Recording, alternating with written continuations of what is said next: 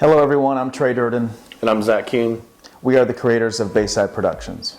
We've developed and written a script titled Seven Bridge Angel. This story is a condensed version of my own personal journey using the fictional concept of angels and demons. We've produced a short teaser trailer to showcase our script idea and to spread awareness for Lyme disease and the benefits of functional neurology. So I'm Shirley Hartman. I'm an MD. I'm a holistic family physician, but I've been treating Lyme for over 10 years. My relationship to Trey is that I was his Lyme treatment doctor and prescribed the antibiotic regimens, the last of which resulted in Trey's recovery. Lyme disease is an infection of the organism Borrelia burgdorferi, which is a tick-borne illness. Ticks are like nature's dirty needle. When you get a tick bite, you're liable to get a lot more than just Lyme, Bartonella, Babesia, Ehrlichia, Mycoplasma, Q fever, Rocky Mountain spotted fever, rickettsial infections, Powassan virus, Heartland virus. So typically, people who have Lyme disease have a spectrum of many different kinds of infections, and Lyme has the ability to cause numerous aberrations in how the body functions. Well, Lyme and many of the co-infections can grow as slowly and replicate as infrequently as once a month. We first treated with some IV Rocephin, and then some studies were published looking at new protocols for chronic persistent Lyme that were highly effective, and they used a triad of IV medications in those studies. Daptomycin, which is a very expensive IV antibiotic. I mean, the stuff runs like $10,000 a month just for the drug. It's not easy to get insurance coverage for daptomycin. And then IV doxycycline, which is commonly used for Lyme, but all by itself it doesn't work that well. In a blend, it works much better. You know, cocktails often work better in Lyme than a single drug. And then the third medicine was ceftriaxone or Rocephin. So that triple antibiotic therapy for months just did amazing things. Trey just kept improving and improving and improving, and it seems like it reached the point where it really eradicated the Lyme either completely or to the place where his immune system could keep what was left in check. We have treatment now that we didn't have even 10 years ago. That protocol that I was describing with Chinese skullcap, Japanese knotweed resveratrol, methylene blue, oil of oregano, cryptolepis is amazing for getting some people everywhere they need to be. So, you know, there is hope, and, you know, my patients will tell anybody that they may not be 100%, and some of them are. If they're not 100%, they're 80 or 90%, and they are so much better than they were before treatment. Don't give up. Go for it. At least start with your herbal treatment. See a Lyme doctor if you need to, but go after the treatment. Be involved with support groups to find out new things that are coming out. And don't give up hope, because when we treat Lyme, people get better. I was diagnosed with Lyme disease at a young age and have suffered from cognitive and physical disabilities ever since. Dr. Kemp's functional neurology protocol of exercising the brain and body in unison has forever changed my life. Yeah, my name's David Kemp. A functional neurologist focuses on basically receptors, a receptor-based therapist. We look at the end organ, and we follow the end organ's pathway back to the nuclei into the brain. Now, there's a lot of people that go camping and get ticks on them and get Lyme, and they passes right through them, goes through the lymphatic system, they dump all the toxins, they might get some sniffles, who knows? But some people don't. They can't dump the toxins, and those spirochetes stay in them. And these Lyme ticks are very dirty, so Lyme carries about 200 cofactor infections with it. Rickettsia, brucellosis, chlamydial pneumonia, I mean, some nasty stuff. So you gotta kill all these bugs in these people before you can fix them. We used adjustments right? Because he had some old traumas when he was younger that affected reflexes. The vestibular ocular reflex and the ocular tilt reflexes were pretty much destroyed. We have to look at many aspects with Trey to get him better, and one of those was his spinal lesions, we could call them, his broken pars and slipped vertebrae at the bottom of his spine, and then at the top of his spine he had what's called a cervical dystonia. We went a little stronger into his nutrition, and then that's when he really started getting well. You want him to succeed, so then you want them to share their success with other people. So, and that's what we're doing here. So I'm Melanie Barton.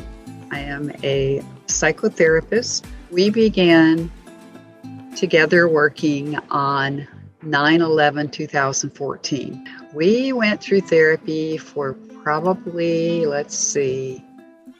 7 years. In the beginning, when I would come to the house, you would be bedridden and your attention span was very short. Your fatigue was very great. So we might have a very short session. We started keeping track of your symptoms. So session by session, we would rate them on a scale of 1 to 10. And there were, I think, about 20 different symptoms, including things like brain fatigue, like anxiety, trembling, shakiness, stomach issues, sleep issues, temperament. And so little by little, we began to see that the symptoms were going down. If they had seen pictures of you at the time when I met you, when you were still on IVs, you had a PICC line. So week by week, session by session, month by month, you began to recognize that you could be in control of what happened. This is stuff that was inside of your body that happened to you, but it didn't have to define you. I would just say to anybody who watches this that you may have to take a variety of different modalities to work together to make it all work, but the functional neurology piece is very important. Over the course of nearly half a decade, training with Zach has been inspiring yet challenging. Not only did I have to get prepared for the stunts in the trailer, but I also had to strengthen my body with physical therapy to complete Dr. Kemp's spinal sculpting. We train at Bailey's Health and Fitness and Dead Game Fight School to prepare for the strenuous stunts required for the production. We like to thank Josh Rutgers for allowing us to use his gym and for teaching us how to safely perform the stunts. Working after hours, late nights, and weekends, it has taken us over 2 years to finalize the script and a total of 6 weeks of filming and editing to bring this story to life. On a mere budget of $1,500 and a cast and crew of 30 people, we professionally collaborated together to complete this idea. My name is Trey Durden. I'm Zach Keene. Hi, I'm Jared Thompson. I am Jenna Bryant. I am Brian Hosa. When I started with Bayside, I was an actor. Started off on a few supporting roles on some of Trey Durden's films and eventually took on a few more serious roles. I'm a local filmmaker and artist. I went to film school at Florida Atlantic University for 2 years. I do a lot of work for my own brand, Ozone Creative, a lot of music videos, some documentary style stuff on there. I've been making music since about 6 to 8 years old. I've been in multiple bands and went throughout high school and parts of college. As the project manager for Seven Bridge Angel, I've been handling the shoot scheduling, production meetings, everything behind the camera. So I've been involved in acting since middle school. Nothing too big, nothing too exciting, but I've been involved with not only being the actor, but teaching other people as well. I enjoy that. I just like the whole entertainment experience. It doesn't have to be acting, it could be producing, writing, anything really. I haven't been on a team like this before. But at the end of the day, this is one big family. Bayside Productions, we have a very diverse background of people. Now I'm with a full team and they are helping the creative process and putting limitations and also exercising freedoms on different levels. I really enjoyed this script and I wanted to be a part of this. It seems like a great opportunity to get the word out for Lyme disease. We've kind of had this story rolling around for about 2 years. Before that, we've done a lot of smaller projects, but this is definitely the most intense and most in-depth project we've had. So it's on a new level that is completely new to me. Action people, there's a lot of action. People like comedy, there's a little bit of comedy. People who like, the rom-com. This movie's got everything. Trey and I were throwing around this idea of this story, loosely based on his life story. Is when me and my brother, Trey Durden, were riding in the car shooting ideas back and forth of, what about this? What about that? Well, this would be cool. That's a terrible idea. If it was able to be produced on a mass, like on a bigger level, man, it could be something special. Really, really special. Helping with the stunt coordinating, helping organize some of the filming, some of the shot work, and it's been an amazing project so far, and I've been extremely blessed to be a part of it. It's got a lot of emotion to it. It makes you think about stuff that you don't usually think about in your regular life, like other people and how their experiences affect the way they view things, and it teaches you a valuable lesson about understanding other people and how you treat them and not how everyone's the same, Trey and I have known each other since middle school. Back in the day, his parents used to give me rides to school, to and from, and we kind of developed a friendship since then. Growing up, Trey was a great brother. We did the normal stuff any other family would do, and he ended up being stuck in his room almost all day, every day for, I'd say, 4 to 5 years, and he had a hard time understanding different types of emotions that were happening, so then he would get frustrated.